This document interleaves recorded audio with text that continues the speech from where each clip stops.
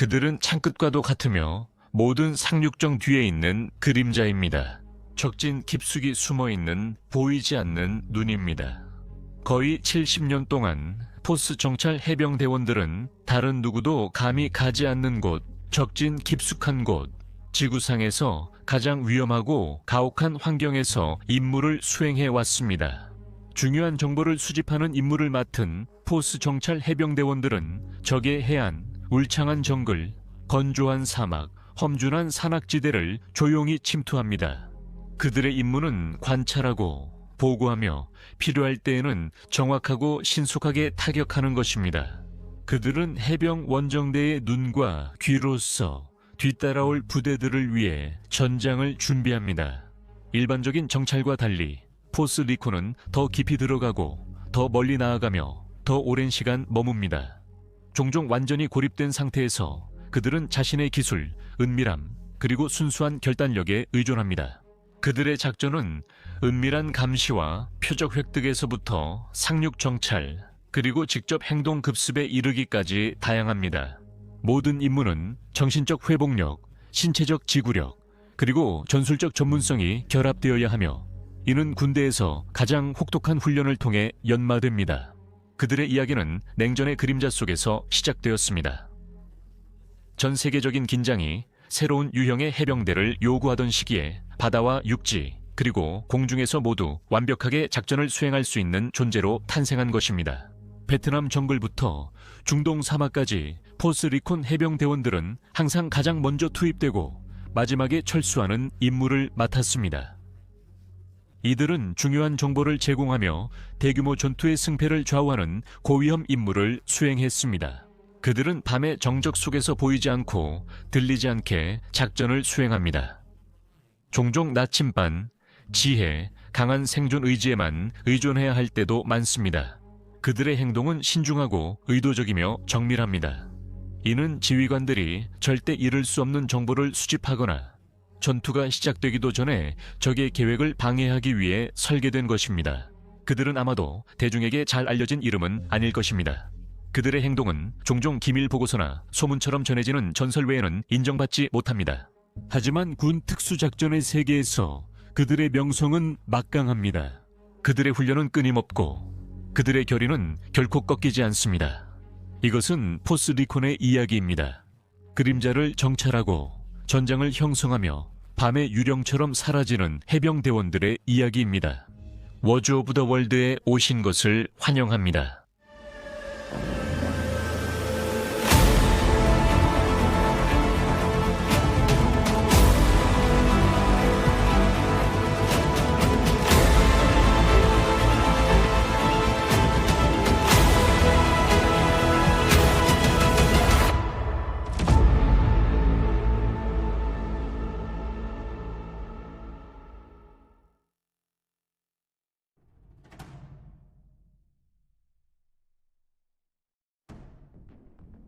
포스 리콘의 기원은 제2차 세계대전과 한국전쟁까지 거슬러 올라갑니다.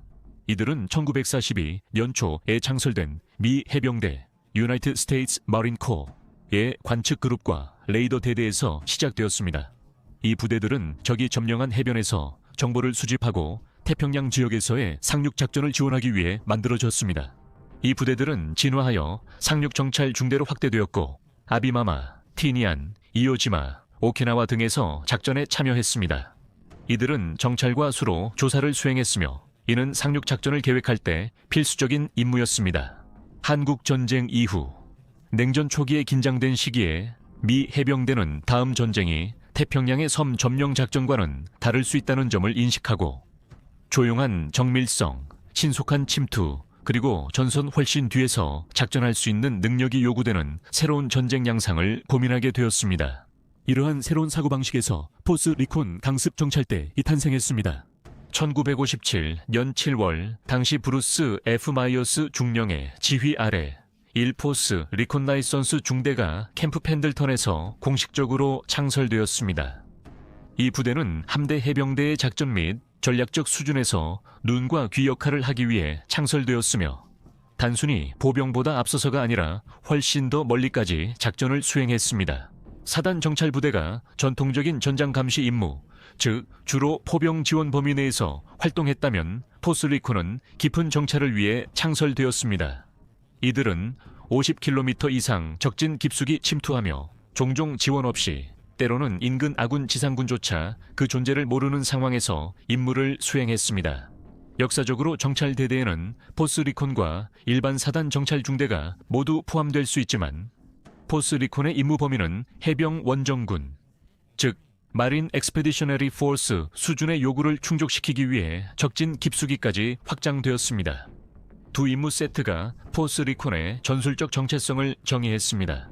그린 작전, 즉 심층 정찰은 은밀함, 관찰, 그리고 적지상 상황에 대한 보고에 중점을 두었으며 종종 가볍고 빠르게 수행되었습니다. 정찰대는 해군 포격이나 포병의 사정권을 훨씬 벗어난 내륙 깊숙이 침투하여 전장 정보를 수집하고 투하 지점이나 상륙 해변을 설정하거나 공격 후 피해를 평가했습니다.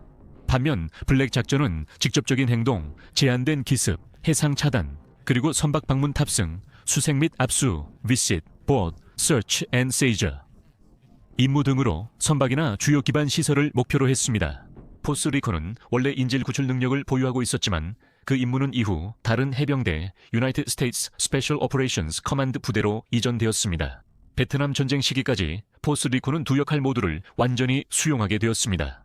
키올 정보 정찰대는 적진으로 조용히 침투했고 스팅레이 작전은 기회가 생길 때마다 역동적으로 공격 임무로 전환되었습니다. 관찰에서 행동으로 즉각 전환할 수 있는 다재다능함은 포스리콘 정신의 상징이 되었습니다. 특히 포스리콘 해병이 되는 것은 미군 복무 중에서도 가장 힘든 길 중 하나로 남아 있습니다. 지원자들은 먼저 보병 훈련을 마쳐야 하며 일반적으로 5-3-1 소총수로서 훈련을 받습니다.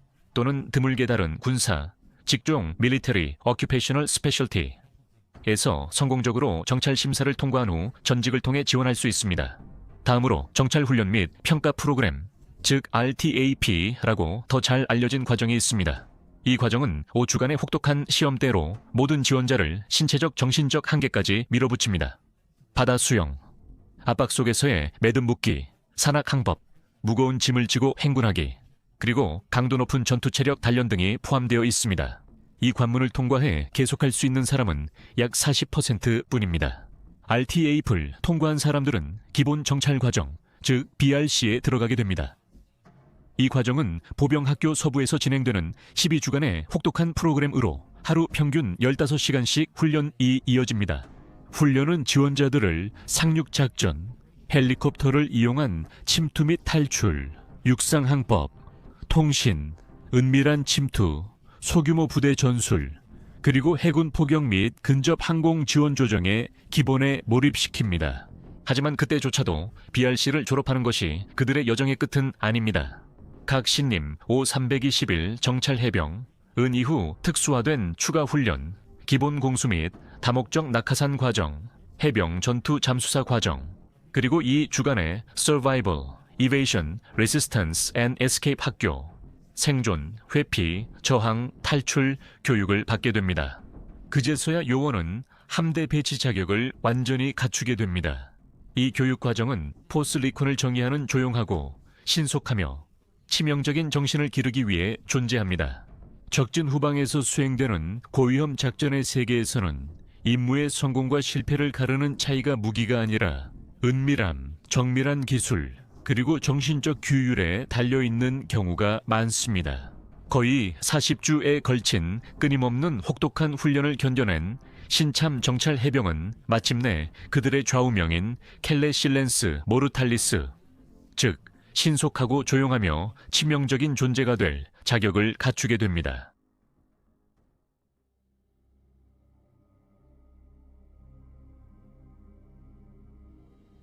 포스리콘의 실전 세례는 베트남 전쟁에서 이루어졌습니다. 그들의 심층 침투 정찰은 정보 수집 방식에 혁신을 가져왔고 필요할 때는 정밀한 작전이 뒤따랐습니다. 1960년대 중반부터 해병대 포스리콘 팀들은 1군단 지역과 그 너머에서 은밀하게 작전을 펼쳤습니다. 그들은 삼중 수풀의 정글, 함정이 가득한 길, 그리고 북베트남군 순찰대를 철저한 규율과 치명적인 절제로 헤쳐나갔습니다.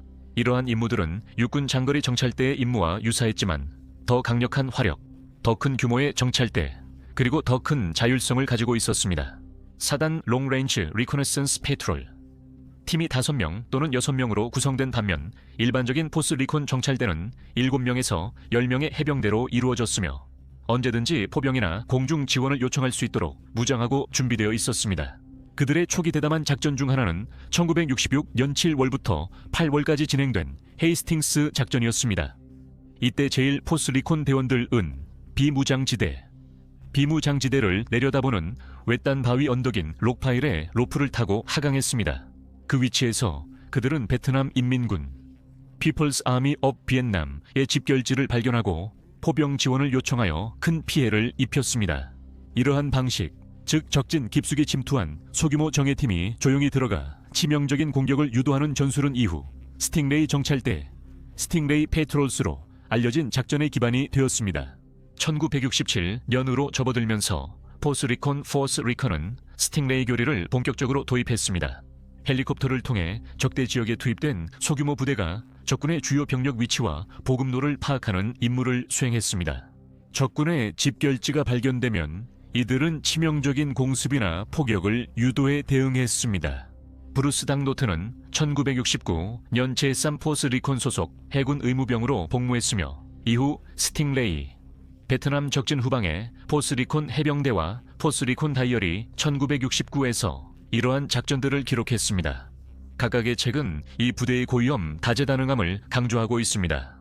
그의 증언은 아이샤우 계곡과 비무장지대에서의 긴장된 정찰, 매복 뜨거운 착륙지, 치열한 철수 작전을 회상합니다. 그의 부대는 용맹 부대 표창을 받았고 이는 전쟁 중 두 해병대 부대만 받은 영예였습니다. 하지만 VMR의 가장 전설적인 임무는 따로 있습니다. 베트남 전쟁 시기 포스 리콘에는 1967년 3월부터 4월까지 제임스 짐 케이퍼스 주니어 중위가 참여했습니다. 전장에서 임관한 장교로서 그는 9명의 해병대원과 킹이라는 이름의 궁연을 이끌고 프로 근처 정글로 들어가 북베트남군 피플스 아미 업 비엔남 연대 기지로 의심되는 곳을 조사하고 제26 해병연대 3대대의 측면을 방어하는 임무를 수행했습니다. 정찰대는 둘째 날 2번의 적과 조우했고 북베트남군 병사 22명을 사살했지만 자신들도 사상자를 냈습니다. 마지막 날 데이지 체인으로 연결된 클레이모 매복이 케이퍼스의 다리를 부수고 팀 전체에 총알이 쏟아졌습니다. 그는 부상에도 포병, 공군 박격포 지원을 조율하고 해병대 철수를 지휘했으며 모든 대원과 군견이 안전하게 탑승할 때까지 자신은 탑승하지 않았습니다. 이 과정에서 큰 희생을 감수했습니다. 케이퍼스는 나중에 이렇게 회상했습니다. 내가 베트남에서 죽게 된다면 싸우다 죽을 것이다. 그게 우리의 싸움 방식이었고 우리는 끝까지 싸웠습니다. 적을 최대한 많이 죽이면 그들은 더 이상 우리 대원들이나 다른 미군과 싸울 수 없게 되는 거죠. 인용 끝. 그는 의식을 잃지 않고 후송될 때까지 계속해서 사격 지시를 내렸습니다. 그의 리더십으로 9명이 모두 생존했고 케이퍼스는 실버스타 훈장을 받았습니다. 현재 의회는 이를 명예훈장으로 격상하려 노력 중입니다. 이러한 정찰 임무에는 창의력이 요구되었습니다. 팀원들은 클레이모 지뢰, 포병 지원, 미끼 은신처, 무음 신호선으로 탐지를 피하고 북베트남군 추적자를 혼란시켰습니다. 한 팀장인 조지 디거, 오델 대위는 해질 무렵 위치를 옮긴 뒤 밤에 북베트남군이 버려진 은신처를 수색하는 모습을 지켜보며 자신의 기만 전술이 성공했다는 증거를 남기기도 했습니다. 포스 리콘의 임무는 인내 정찰과 신속한 행동의 결합이었습니다. 팀이 상당한 규모의 적 부대를 발견했을 때 그들은 직접적으로 교전하려 하지 않았습니다. 오히려 그들은 지원 사격을 요청한 뒤 엄호 속에 철수했습니다. 종종 그들의 역할은 순찰 도중의 관찰자에서 전술 목표 지정자나 전방 항공 통제관으로 바뀌었고 은밀함과 치명적인 화력을 연결하는 역할을 했습니다. 전쟁이 끝날 무렵 포스 리콘의 업적은 확고해졌습니다. 그들은 은밀하게 침투하고 발각되지 않으며 고가치 전장 정보를 수집하고 이어서 매끄럽게 타격을 요청하는 능력으로 정글전의 패러다임을 바꿨습니다. 그들은 해병 원정군의 눈이자 무전 한 통으로 파괴를 부르는 조용한 정찰병이었습니다. 베트남의 울창한 정글에서 포스 리콘은 소수이면서도 민첩하고 굳은 결의를 가진 부대로 명성을 얻었습니다. 그들은 적진 깊숙이 가장 먼저 침투하고 임무를 완수한 뒤에는 종종 마지막으로 철수하는 부대였습니다. 스팅레이 팀, 롱 레인지 리커네선스 패트롤 훈장, 희생, 그리고 부대 표창까지 이 모든 것은 하나의 역설을 증명합니다. 이러한 소규모 부대들은 종종 자신들은 보이지 않은 채로 전체 작전을 좌우할 수 있었습니다.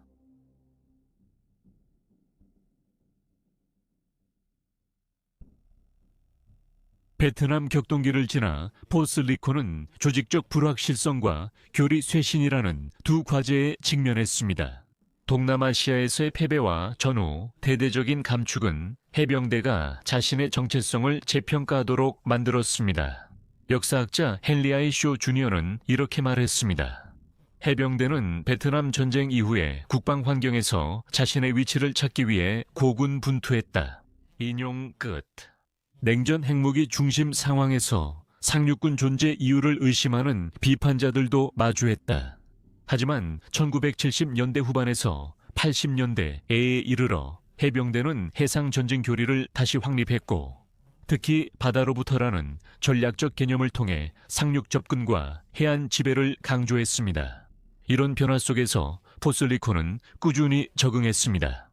부분적으로 해체된 후 퍼스트 포스 리콘은 1986년에 재창설되어 심층 정찰과 직접 행동 능력을 다시 구축했습니다. 그 부대의 부활은 1987년 해병 원정대 특수작전 능력부대 Marine Expeditionary Unit Special Operations Capable의 등장과 맞물려 포스 리콘이 전방 배치된 기동성 높은 해병 임무 부대에 통합되는 계기가 되었습니다. 냉전 말기에 이르러 포스 리콘의 임무는 명확해졌습니다. 상륙 및 심층 지상 정찰을 수행하고 착륙 지점과 도시 지역을 정찰하며 센서를 설치하고 원정 부대를 위한 전장을 준비하는 것이었습니다. 이 부대는 할로나카산 침투, 잠수함을 이용한 상륙 정찰, 그리고 적진 후방에서의 헬리콥터 레펠과 같은 선구적인 능력을 계속해서 발전시켰습니다. 냉전 시대의 많은 활동이 여전히 기밀로 남아있지만 추측과 계획 문서에 따르면 포스 리콘은 유럽에서의 작전을 위해 광범위하게 준비했으며 소련의 전통적인 위협 시나리오에서 항공이나 해상을 통해 노르웨이 북부, 아이슬란드 또는 덴마크로 배치될 계획이었습니다. 볼드가드와 같은 전략적 훈련은 이러한 비상 상황을 연습하며 해병 여단과 정찰 부대를 중요한 북부 진입로를 방어할 수 있도록 배치했습니다. 구체적인 배치는 공개적으로 거의 확인되지 않았지만 포스 리콘은 나토의 계획에서 심층 정찰 및 조기 경보 자산으로 활용 가능한 부대였습니다. 1990년 걸프전이 시작되었고 이 부대는 사막 방패 작전과 사막 폭풍 작전의 일환으로 파병되었습니다. 퍼스트 포스 리콘은 쿠웨이트에 파병되어 은밀한 관측소를 설치하고 이라크 국경을 따라 차량 순찰 임무를 수행했습니다. 이들의 심층 정찰팀은 이동 중인 적의 기갑 부대를 발견했고 접촉이 발생하면 종종 멀리서 포병이나 근접 항공 지원 공격을 조정했습니다. 이러한 작전은 은밀함과 결정적인 전장 영향력을 결합하는 그들의 능력을 보여주었습니다. 동시에 1980년에 시작된 유나이티드 스테이츠 스페셜 오퍼레이션스 커맨드의 변화는 결실을 맺기 시작했습니다. 포스 리콘은 완전히 특수작전 사령부의 통제 아래에 있지는 않았지만 Marine Expeditionary Unit SOC와의 통합으로 인해 그들의 전술은 합동작전 기준과 잘 맞아떨어졌습니다. 데저트 스톰 작전에서는 그들이 육군과 해군 특수부대원들과 긴밀히 협력하여 스커드 미사일 사냥 임무, CESAR 지원, 그리고 이라크군을 대상으로 한 심리전 작전에 참여했습니다. 데저트 스톰 작전 당시 포스 리콘의 역할은 해병대 전체 교리의 발전을 반영하기도 했습니다. 대규모 상륙 공격에서 신속한 기동과 정밀 타격으로의 전환은 정찰팀이 공격 개시, 표적 지정, 그리고 전장의 초기 형성에 있어 매우 중요한 역할을 하게 만들었습니다. 제1해병 원정군의 일원으로서 포스 리콘은 해병대의 이라크 공격 진출을 견고히 하는 데 기여했습니다.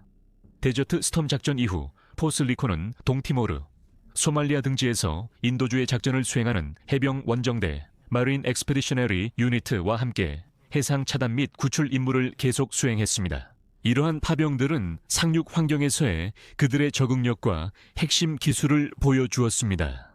1980년대와 1990년대 초반 내내 포스리콘은 베트남 전쟁 시기에 정찰 부대에서 정교한 정찰 및 직접 행동 부대로 성장했습니다. 포스리콘의 교리는 은밀한 관찰과 전술적 타격을 균형 있게 조화시켜 해병 원정대 마린 엑스피디셔너리 유닛 가 열악한 환경에서도 자신 있게 배치될 수 있도록 했습니다. 냉전의 긴장이 완화되면서 포스리콘은 쿠웨이트에서의 대규모 작전과 전 세계 인도주의 임무로 자연스럽게 전환했으며 언제나 깊숙한 침투, 정밀한 관찰, 그리고 필요할 때 화력을 요청할 수 있는 능력으로 정의되었습니다. 베트남 전쟁과 데저트 스톰 사이의 시기는 중요한 진화의 시기로 기록됩니다. 포스리콘은 해상 작전의 신속성을 재확인했고 부대의 정체성을 재정립했으며 전투 및 비전투 임무 모두에서 작전적 가치를 입증했습니다. 쿠웨이트에 진격할 때가 되자 리콘 팀들은 다시 한번 적대적인 지역에 가장 먼저 투입되었고 분쟁이 끝날 때까지 그곳에 남아 있었습니다.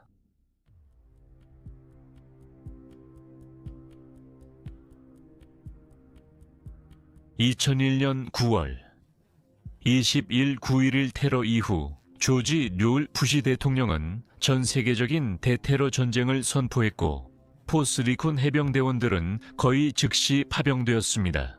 2001년 말과 2002년 초 MEU 소크는 중요한 공백을 메웠습니다.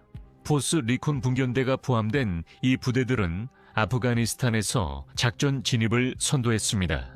이들은 때때로 정규군이 제대로 파악하지 못한 지형에서 은밀한 습격과 정찰 임무를 수행했습니다. 이들의 칸다하르 조기 투입과 캠프라이노 주변 활동은 포스리콘이 냉전 시대 교리에서 새로운 전장으로 전환했음을 보여주었습니다. 디펜스 미디어 네트워크는 이 해병대원들이 아프가니스탄 첫 전진 기지 구축에 어떻게 기여했는지 설명합니다. 제15 해병원 정대는 상륙 돌격 개념을 재정의했습니다. 북아라비아해 해군 함정에서 내륙 400마일 넘게 투입되어 해병원 정대가 해상기지에서 가장 길고 큰 규모로 이동한 기록을 세웠습니다. 아프가니스탄에서 두 번째로 큰 도시인 칸다하르에서 남서쪽으로 약 90마일 떨어진 외딴 비행장을 점령한 해병대는 그 나라 최초의 미군 전진기지인 캠프라이노를 설립했습니다. 인용 끝. 이라크에서 포스리콘은 2003년 침공 당시 크게 기여했습니다. 임베디드 기자 에반 라이트의 책 제너레이션 킬은 제1정찰대대와의 경험을 다루지만 포스리콘 팀도 동급의 정찰 능력을 보였습니다. 이들은 장갑 부대보다 먼저 적 위치를 파악하고 화력 지원을 요청했습니다. 브래드 콜버트 하사는 포스리콘의 멘토였으며 그의 부대 활약은 제너레이션 킬 전반에 드러납니다. 그는 해병대가 도시와 사막에서 정보와 신속한 타격을 통합한 점을 강조합니다. 아마도 가장 극적인 변화는 2003년에서 2004년 사이에 디태치먼트 1이 창설되면서 시작되었습니다. 디태치먼트 1, 은전 1 정찰대 장교였던 로버트 코츠 대령의 지휘 아래 2004년 중반에 해군 네이비실과 델타포스와 함께 조인트 스페셜 오퍼레이션스 커맨드 산하로 이라크에 파병되었습니다. 81명의 해병대원과 5명의 해군 의무병으로 구성된 이 부대는 해군 특수전 인증을 통과했으며 합동급습 및 감시 임무의 일원으로 작전을 수행했습니다. 제소스의 결론은 명확했습니다. 포스리콘 해병대원들은 직접 행동과 특수정찰 분야에서 뛰어난 능력을 갖춘 유능한 요원들이었습니다. 2006년 디태치먼트 1의 성공은 해병대 특수작전 사령부인 마르소크 마린 포시스 스페셜 오퍼레이션스 커맨드의 창설을 확고히 했습니다. 동부와 서부 해안의 포스리콘 중대들은 해체되었고 인원의 약 75%가 최초의 제1 및 제2 해병 특수작전 대대 마린 스페셜 오퍼레이션 배탈리언로 편성되었습니다. 나머지 인원들은 기존 해병 사단에 소속된 새로운 정찰 대대에 남게 되었습니다. 이 시기 동안 포스리콘은 Joint Special Operations Command Navy SEAL 그리고 CIA와의 협력 역할이 더욱 가속화되었습니다. 스탠리 맥크리스털 장군 휘하의 JSOC는 긴밀하게 연결된 정보 효율성과 기관 간 협력을 중심으로 재구성되었습니다. CIA 분석가 National Security Agency 보고서, National Geospatial Intelligence Agency 영상 자료가 즉시 전력 증강에 활용됐습니다. 포스리콘 요원들은 이 스마트 정보 체계를 활용해 중요한 직접 행동 능력을 제공했습니다. 맥크리스털 장군의 네트워크 모델은 맥크리스털 본인이 알케다의 관계 기반 작전 방식을 배운 것에 비유했던 것처럼 정보, 속도, 그리고 의사결정을 핵심으로 하는 소규모 팀에서 효과를 발휘했습니다. 2006년부터 2010년대 초까지 마르소크의 해병 레이더들은 주로 포스리콘에서 유래되어 이라크와 아프가니스탄에서 특수정찰과 직접 행동 임무를 수행했습니다. 2007년 아프가니스탄 파병에서는 해병 레이더 부대가 지역 Joint Special Operations Command 태스크포스를 지휘하며 표적 차단 및 해외 내부 방위 임무를 수행했습니다. 마르소크에 소속되어 있었음에도 불구하고 많은 리콘 해병들은 여전히 Marine Expeditionary Unit 파병과의 연계를 유지했으며 특히 해상 차단 및 해적 퇴치 임무에서 두드러졌습니다. 이들의 상륙 침투 기술, High Altitude Low Opening 강화 능력, 잠수함 승선, 그리고 Visit, Board, Search and Seizure. 전통은 해병 특수작전부대의 핵심 강점으로 남아있으며 현재는 마르소크의 정체성에 통합되었지만 여전히 포스리콘 교리에 뿌리를 두고 있습니다. 2008년 해병대 사령관은 세계의 해병 원정군을 지원하기 위해 디비전 정찰대 인원으로부터 포스리콘 중대를 재창설하라고 지시했습니다. 포스리콘이 마르소크로 전환된 후 재창설될 때 지휘관 중 한 명인 앤서니 메르카도 대위는 이렇게 말했습니다. 포스리콘이 마르소크를 만들기 위해 해체되었을 때 해병 원정군은 딥 리콘 자산을 잃었습니다. 오늘 중대를 재창설함으로써 이 자산뿐만 아니라 전장 형성, 특수 침투 능력, 강화, 잠수 프리폴, 고고도 활공 등도 함께 가져오게 됩니다. MEF에 제공하게 됩니다. 인용 끝. 제1파견대와 초기 레이더 배치에 참전 용사들은 이후 자신들의 작전을 SEAL과 육군 특수작전부대와 어깨를 나란히 하며 직접 행동 작전을 수행했다고 설명했습니다. 동시에 정찰에서 자신들만의 교리적 정체성을 유지했다고 말했습니다. 세계 테러와의 전쟁 시대를 거치면서 포스리콘의 기여는 전통적인 심층 정찰부대에서 더 넓은 역할로 변화했습니다.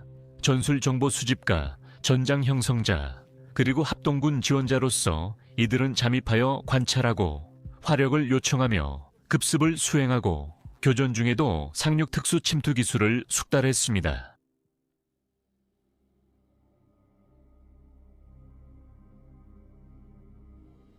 현재까지도 포스리콘은 각 해병 원정군에 배치된 중요한 정찰 자산으로 남아 있습니다. 1, 2, 3 포스. 정찰 중대의 3개의 현역 중대로 구성되어 있으며 사정찰대의 예비군 부대가 이를 보완하고 있습니다.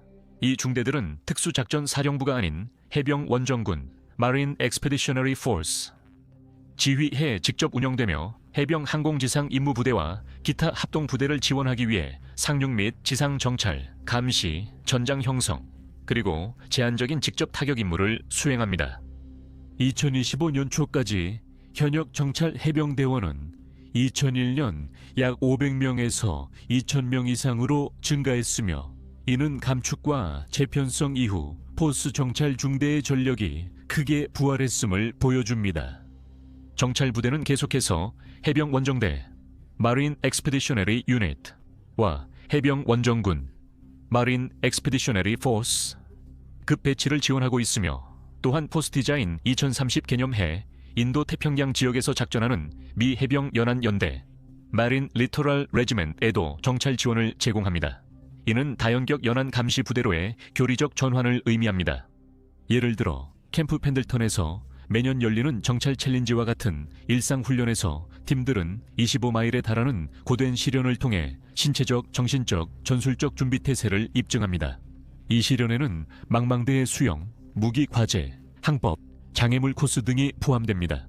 이 행사는 정찰 부대가 중시하는 신속, 조용, 치명적 정신을 구현합니다. 주목할 만한 현대 작전들은 포스 리콘의 지속적인 중요성을 보여줍니다. 2025년 2월 제1정찰대대는 필리핀에서 제3해병연합연대와 함께 기동훈련을 실시했으며 소규모 부대의 상륙정찰, 무인 항공 시스템, 지상 관측을 통합하여 원정 기지 구축 및 기동 작전을 지원했습니다. 오스프리와 MRZ-1 차량으로 투입된 팀들은 실시간 데이터를 수집하여 지휘부의 의사결정에 반영했으며 이는 오늘날 전장 환경을 조성하는 교과서적인 사례입니다. 포스 리콘의 명성은 군 내부에서 여전히 뛰어나며 때로는 논란의 대상이 되기도 합니다. 정찰 기술과 상륙 침투 능력으로 깊은 존경을 받는 한편 이 부대는 종종 유나이티드 스테이츠 스페셜 오퍼레이션스 커맨드 부대들과 비교되곤 합니다. 이들은 거의 특수작전부대 수준의 훈련을 받지만 여전히 MEF의 통제를 받기 때문에 결국 합동 고강도 직접 행동 임무에서의 투입이 제한됩니다. 해병대 지휘부는 때때로 해병대가 레인저나 델타와 같은 소콤급 전력을 자체적으로 보유하고 있지 않다는 점을 아쉬워하곤 했습니다.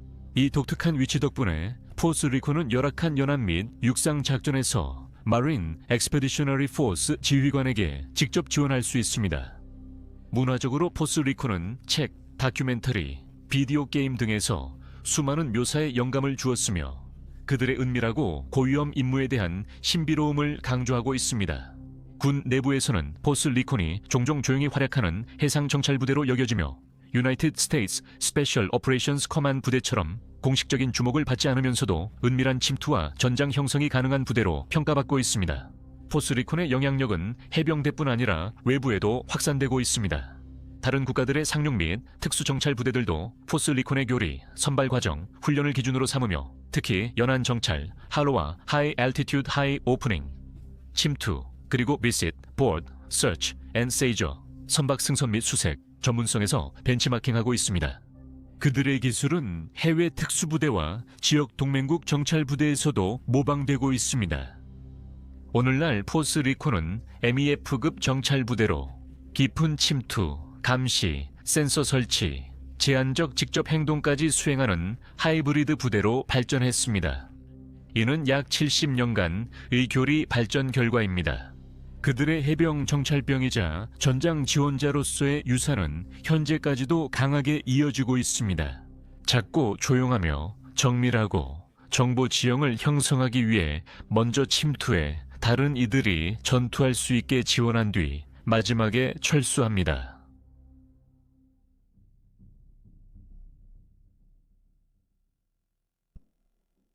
포스 리콘의 여정은 은밀했던 냉전 시기부터 베트남의 시련, 이라크의 사막과 아프가니스탄의 산악지대까지 이어지며 그 과정에서 은밀함, 정밀함, 전략적 영향력을 갖춘 부대로 발전해 왔습니다. 초기 패스파인더들의 소수 은밀 침투로 시작된 이들은 합동 특수작전과 원정 해병 교리와 불가분하게 얽히게 되었습니다. 마소크가 부상하던 시기에도 포스 리콘은 살아남아 마린 엑스페디셔너리 포스 지휘관들 아래 독립정찰부대로 거듭나며 더 강해지고 새로운 목표에 집중했습니다. 오늘날 각 해병 원정군의 일원으로서 포스 리콘은 여전히 심층 정찰, 센서 설치, 전장 형성 등 고난도의 임무를 수행하고 있습니다. 그들의 그린 작전, 은밀한 감시, 상륙 정찰, 피해 평가 등은 여전히 임무의 핵심을 이루고 있으며 제한적인 직접 행동 급습이나 VBSS와 같은 블랙 임무도 본연의 역할을 보완하고 있습니다. 군 내에서는 포스 리콘이 전개 정찰 기술과 상륙 침투 전문성으로 명성을 유지하고 있습니다. 유나이티드 스테이츠 스페셜 오퍼레이션스 커맨드 부대와의 비교는 여전히 조직 내 논쟁거리이지만 정찰 해병들은 최소한의 지원으로 은밀하게 작전을 수행하면서도 마린 엑스페디셔너리 포스 지휘해서 독립성을 유지하는 점에서 보편적으로 존경받고 있습니다. 포스 리콘은 본질적으로 가장 먼저 들어가 가장 마지막에 나오는 정신을 상징합니다. 70년 동안 그들은 은밀한 정찰병, 전술 정보 수집과 해상 전장의 판도를 바꿨습니다. 그들은 적대적인 지형을 파악하기 위해 일찍 도착해 센서를 배치하고 화력 지원을 가능하게 한 뒤 다시 그림자 속으로 사라집니다. 그들은 방 안에서 가장 목소리가 큰 존재는 아니지만 임무가 침묵과 정밀함, 그리고 강인한 신경을 요구할 때 보스 리콘이 가장 먼저 응답하고 끝까지 버팁니다.